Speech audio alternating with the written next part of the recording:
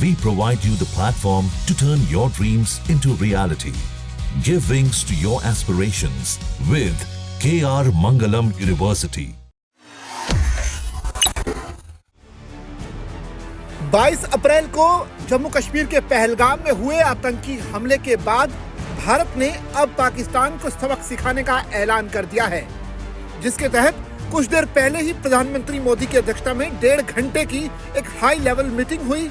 इस मीटिंग में राजनाथ सिंह, अजीत डोभाल के साथ तीनों सेनाओं के प्रमुख शामिल हुए। पहलगाम में हुए आतंकी हमले के बाद केंद्र सरकार लगातार एक्शन मोड में नजर आ रही है। पाकिस्तान पर कई तरह की पाबंदियां लगाने के बाद अब मंगलवार को आगे की रणनीति के लिए प्रधानमंत्री नरेंद्र मोदी की अध्यक्षता में एक अहम बैठक हुई।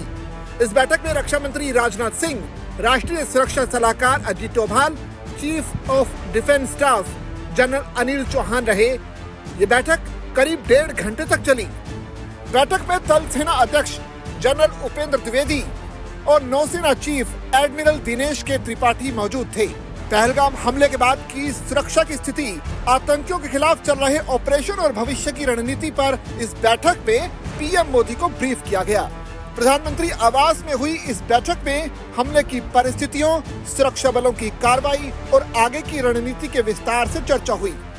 बैठक के बाद प्रधानमंत्री ने पहलगाम हमले के दोषियों के खिलाफ कड़ी कार्रवाई के निर्देश दिए हैं। साथ ही ये सुनिश्चित करने को कहा है कि अमरनाथ यात्रा व अन्य नागरिक गतिविधियों की सुरक्षा में कोई चूक न हो। खास बात यह है कि बैठक के बाद प्रधानमंत्री ने कहा है कि हम सेनाओं को पूरी छूट देते हैं, यानी वक्त, जगह और हालात ये सेनाएं डिसाइड करेंगी कि कैसे पाकिस्तान को उसकी की हुई करतूत का सबक सिखाना है। आपको बता दें कि 22 अप्रैल को पहलगाम में एक भीषण आतंकी हमला हुआ था। इसमें 26 बेकसूर लोगों की जान चली गई थी।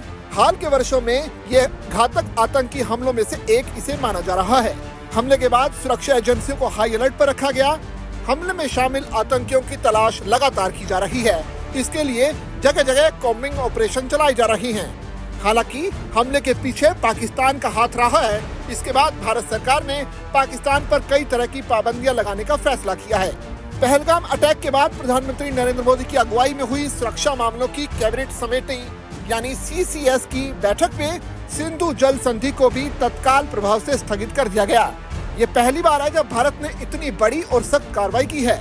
कैबिनेट कमेटी की बैठक में लिए गए फैसलों के बारे में विदेश मंत्रालय ने बताया था कि 1960 की सिंधु जल संधि तत्काल स्थगित कर दी गई।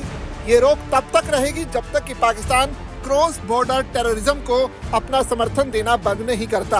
और अब जो हाई लेवल मीटिंग हुई है प्रधानमंत्री मोदी की अध्यक्षता में, उसमें साफ तौर पर प्रधानमंत्री ने तीनों सेनाओं को खुली छूट दे दी है। यानी प्रधानमंत्री की तरफ से सीधा हरी झंडी सेनाओं को दे दी गई है कि वो जब चाहें, जिस तरह से चाहें अपना ऑपरेशन अंजाम दे सकते हैं। यानी ये हम कह सकते हैं कि आने वाले 1 से 2 दिनों में भारतीय सेना कोई बड़ा ऑपरेशन कर सकती है।